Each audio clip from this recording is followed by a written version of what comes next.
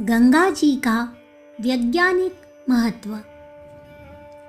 गंगा के जल में कुछ ऐसे रासायनिक पदार्थों का मिश्रण है जिससे उसके द्वारा समय समय पर आश्चर्यजनक परिणाम उपस्थित होते हैं।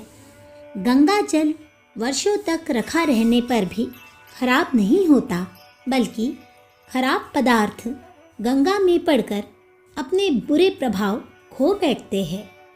हरिद्वार के गंगा तट पर खासकर ब्रह्मकुंड में लाखों मन हड्डियां डाली जाती है। इस कुंड में से उन हड्डियों के निकालने का कुछ प्रबंध नहीं है, किंतु गंगा जल के प्रभाव से वहाँ हड्डियों का निशान भी नहीं बचता, सब गलकर पानी हो जाती है।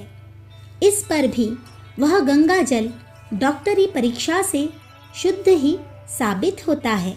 संक्रामक रोगों के रोगियों की हड्डियां अपने विष से गंगा जल को दूषित नहीं कर पाती, वरन स्वयं ही निर्विष हो जाती है। वैदिक ग्रंथ का मत है कि अजीर्ण, पुराना बुखार, तपेदिक, पेचिस, दमा, चर्म रोग, मस्तकशूल आदि रोगों के लिए गंगा जल का सेवन बहुत ही लाभदायक है। स्वास्थ्य को सबल बनाने की और संक्रामक कीटाणुओं को नाश करने की इसमें शक्ति है। कुष्ठ रोगियों को गंगा किनारे रखने का प्रयोजन यह है कि वहाँ की जलवायु से कुष्ठ अच्छा हो जाए। इतना तो निश्चित है कि गंगा जल के व्यवहार से कोढ़ की बढ़ोतरी रुक जाती है। बर्फ का शुद्ध जल गंगा में आता है, यह तो है। इसके अतिरिक्त जिन पर्वतीय स्थानों से होती हुई वह बहती है, उन भागों में लाभदायक रासायनिक पदार्थों की खाने तथा जड़ी बूटियों के जंगल है। यह सब चीज़ें गंगा जल में मिलकर उसके जादू जैसे गुणों को समावेश कर देती है। चांदी और सोने का कुछ भाग गंगा जल में पाया जाता है, जो कि तंदुरुस्ती बढ़ाने के लिए बहुत ही उपयोगी है।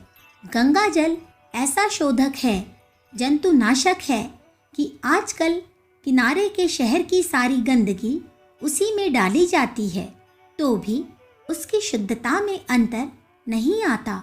सैकड़ों नदी नाले रास्ते में मिलते जाते हैं, तो भी गंगा में मिलकर वह सब पानी गंगा के समान ही गुणकारी हो जाता है। डॉक्टर नेल्सन ने लिखा है कि कलकत्ता से चलने वाले जहाज हुगली नदी से गंगा जल लेकर चलते हैं और यह पानी लंदन तक खराब नहीं होता, लेकिन लंदन से जहाज़ों में नदी का पानी भरा जाता है, वह बम्बई पहुंचने से पहले ही खराब हो जाता है।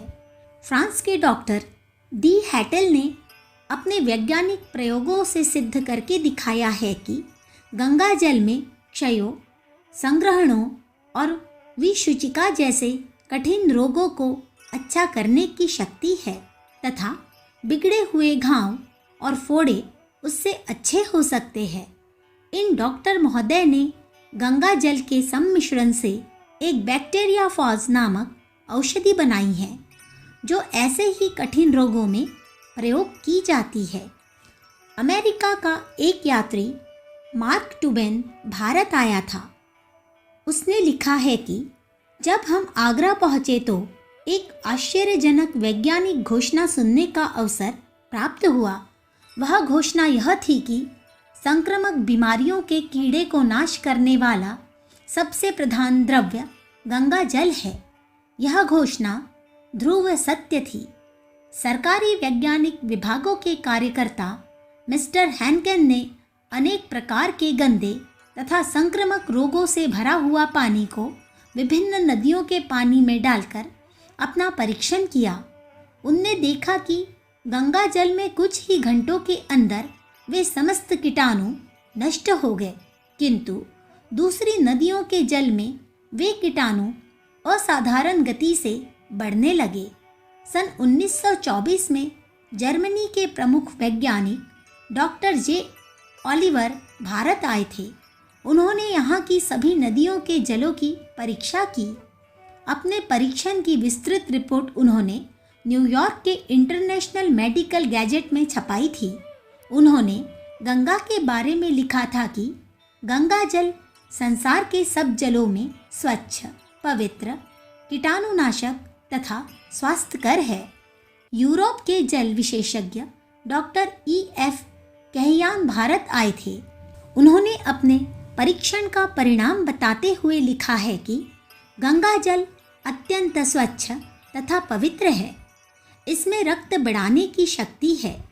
रोगियों को इसके द्वारा एक विचित्र मानसिक शांति प्राप्त होती है। यही कारण है कि भारतवासी किसी व्यक्ति के मरते समय उसके मुंह में गंगा जल डालते हैं ताकि मानसिक शांति के साथ रोगी की मृत्यु हो। कभी कभी तो ऐसी आश्चर्यजनक घटनाएं देखी जाती है कि गंगा जल के प्रयोग से मृत व्यक्ति जीवित हो उठे। विजयनगर थर्ड डायनेस्टी 1935 से पता चलता है कि विजयनगर के राजा कृष्णराय जब वे मृत प्राय थे तो उनको गंगा जल दिया गया और उसके प्रभाव से वे अच्छे हो गए। गंगा जल की विशेषता और महानता के संबंध में दुनिया को अभी बहुत थोड़ी बातें मालूम हुई है, परंतु जैसे जैसे उसके गुण और लाभों का पता चलता जाएगा, संसार भर को गंगा जी की महिमा उस प्रकार स्वीकार करनी पड़ेगी जैसे कि आस्तिक हिंदू लोग करते हैं। अखंड ज्योति, नवंबर सन 1944, पृष्ठ संख्या 11-12। विचार क्रांति दूत यूट्यूब चैनल को सब्सक्राइब करें एवं अगले वीडियोस प्राप्त करने के लिए बेल आइकन दबाएं। धन्यवाद।